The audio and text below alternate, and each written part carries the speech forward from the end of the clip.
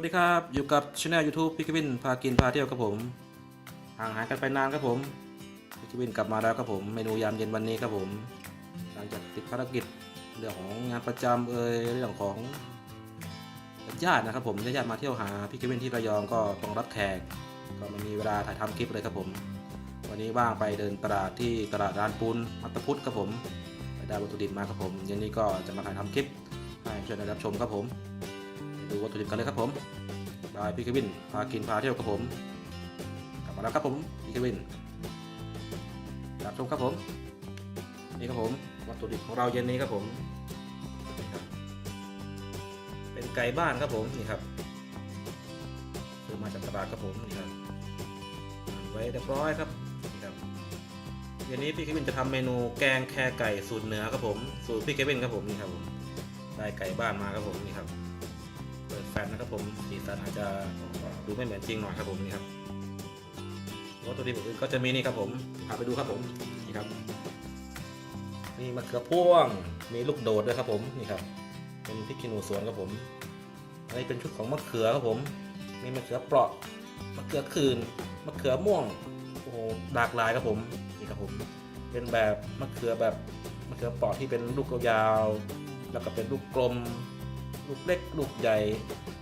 เขือม่วงโหปะปนกัน 3-4 อย่างครับผมมะเขือผม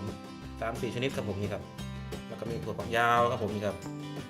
เป็นใบมะกรูดครับผมนี่ครับชุดผักก็จะมีนี่ครับผมผักแครครับผมนี่ครับเป็นผักแครครับผมนี่ครับผักแครต้นหอมผักชีนี่ครับผมผักกาดกวางตุ้งผักกาดจ้อนนั่นเองครับผมนี่ครับชุดผักครับผมแล้วก็จะมีชะอมครับผมนี่ครับผมชะอมครับผมเป็นชุดผักสำหรับทำเมนูแกงแครไก่สูตรเหนือครับผมนี่ครับวัตถุดิบของเราอันนี้ก็เป็นน้ำพริกครับผมพี่กิเป็นก็มาได้รีวิวสูตรส่วนผสมให้ดูอีกตามเคยครับผมครับผมจะเล่าให้ฟังแล้วกันครับว่ามีส่วนผสมอะไรบ้างครับผมก็จะมีเป็นพริกแห้งนะครับผมพริกแห้งมีข่าตะไคร้กระเทียมหอมแดงครับผมกะปิแกงครับผมแล้วก็เป็นชุดเครื่องเทศทางเหนือครับผมมะแหลบมะแขวนเม็ดหอมป้อมผักชีแล้วก็ดีปรีครับผมนี่ครับนำมาโขลกให้ละเอียดครับผมนี่ครับผมเป็นชุดน้ำพริกแกงแครครับผมนี่ครับสูตรเหนือครับผมแล้วก็จะมีนี่ครับผมเป็นขนอก้อนครับผมเป็นขนอซุปไก่ครับผมใส่ลงไป1 ก้อนครับผมเพื่อปรุงรสความอร่อยครับผมนี่ครับไก่บ้านของเราครับผมนี่ครับนี่ครับผมวัตถุดิบของเราครับผมเตรียมพร้อมครับผมหายกันไปนานครับผมพี่กวินก็มาได้ลงคลิปมานานแล้วครับผมอาจจะเป็น2 อาทิตย์แล้วครับผมขอบคุณเพื่อนๆที่ยังติดตามนะครับผมก็ยังมีทักทายสอบถามมาว่าเมื่อไหร่จะลงคลิปอีกครับผม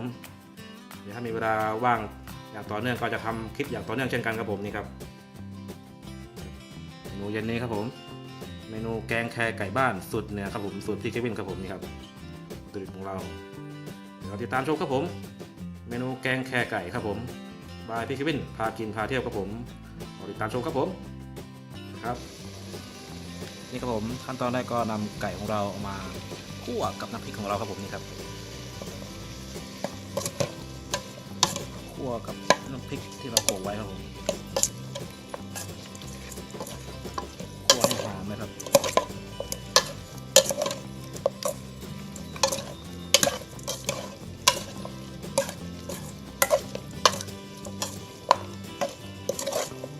ใช้ไฟปานกลางนะครับผม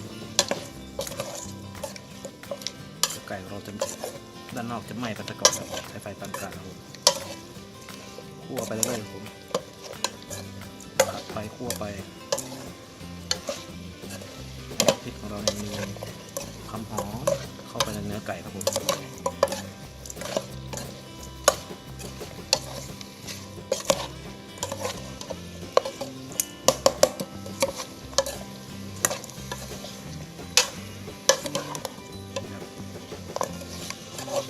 ไปเรื่อยๆ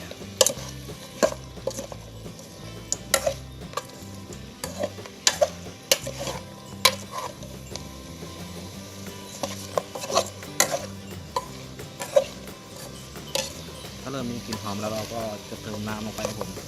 เติมน้ำลงไปแล้วก็ตุ๋นไก่ให้เปื่อยให้สุกได้ที่ครับผม แล้วก็เติมชุดผักแครลงไปครับ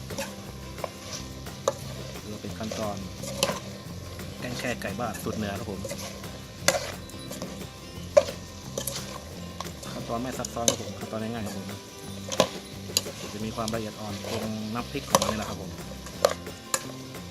จะอร่อยไม่อร่อยขึ้นอยู่กับน้ำพริกนี่แหละครับแล้วก็ผักที่เราใส่ลงไปก็มีความหลากหลายครับผม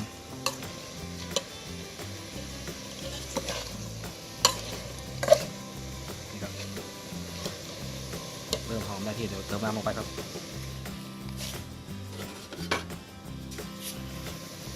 นี่ครับเติมน้ำลงไปครับเติมน้ำให้ท่วมไก่เลยครับ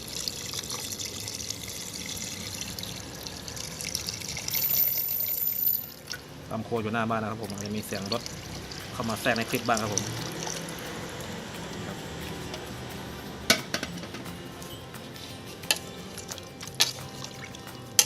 เติมน้ำลงไปแล้วก็เติมไฟหน่อยก็ตุ๋นทิ้งไว้ให้ไก่สุกเล็กเปิดได้ที่ครับผมแล้วค่อยเติมชุดผักลงไปครับ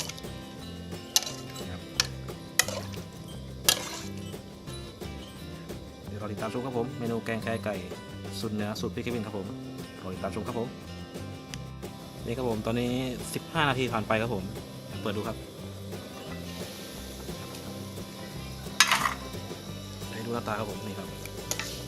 เริ่มเปิดได้ที่แล้วครับผมควันขโมงชงเชงครับผมนี่ครับ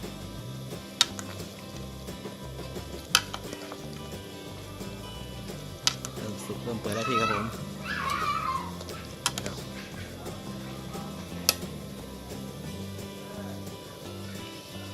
แล้วก็จะเติมชุดผักลงไปครับผมนี่ครับชุดผักของเราครับผมนี่ครับชุดมะเขือพวงถั่วฝักยาวนี่ก็จะสุกยากเราจะใส่ลงไปก่อนนะครับผมนี่ครับใส่ลงไปสัก5 นาที 10 นาทีแล้วก็เติมชุดผักกาดจ้อนผักกาดเกาตุ้งของเราลงไปครับผมนี่ครับแค่ผักชะอมลงไปที่หลังครับผมนี่ครับ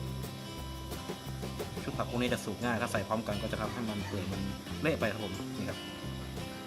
เราจะใส่ชุดมะเขือถั่วฝักยาวก่อนครับผมนี่ครับน่าจะสุกยากกว่าครับเราติดตามชมครับผมพี่เควินพากินพาเที่ยวครับผมตอนนี้พี่เควินก็จะเติมชุดมะเขือถั่วฝักยาวมะเขือพวงใบมะกรูดลงไปครับผมลูกโดดเลยครับนี่ครับจบแล้วครับ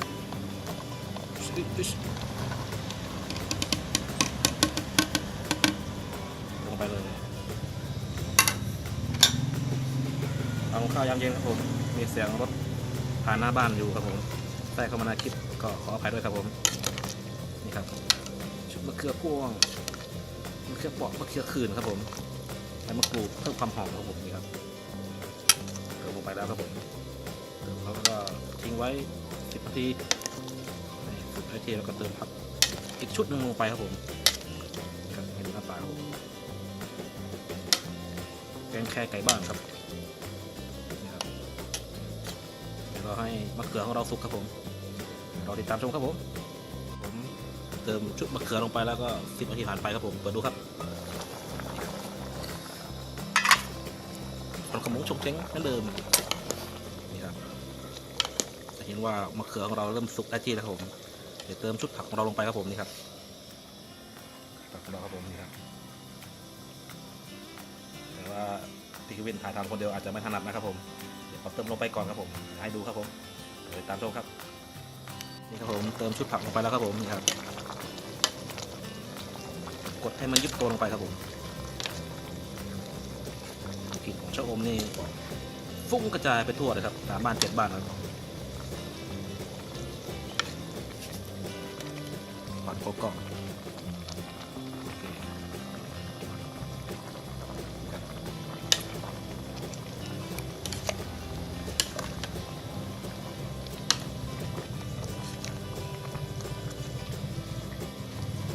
กดลงไปหน่อยให้ผักมันยุบตัวครับผมใส่ผักลงไปแล้วก็ทิ้งไว้อีก10 นาทีครับผมถือว่าเสร็จสมบูรณ์ครับเมนูแกงแค่ไก่บ้านสูตรเหนือสูตรพี่เควินครับผมนี่ครับแกงแค่ไก่ครับเมนูเด็ดครับผมโชว์ครับผมนี่ครับแกงแค่ไก่บ้านครับผมแล้วก็ รอติดตามชมตอนสุกครับผมนี่ครับผมใส่ผักลงไปแล้วก็10 นาทีครับผม10 นาทีผ่านไปไว้มันก็หกครับผมนี่ครับเดี๋ยวเปิดดูครับ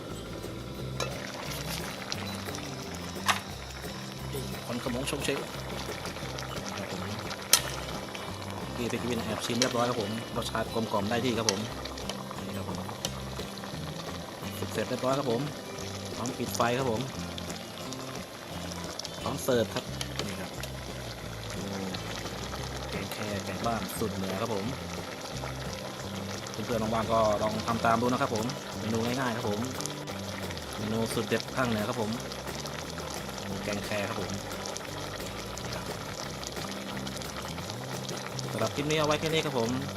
ติดตามชมคลิปของพี่เควินอย่าลืมกดติดตามกด subscribe ให้ช่อง YouTube พี่เควินพากินพาเที่ยวครับผมสำหรับคลิปนี้เอาไว้แค่นี้ครับสวัสดีครับ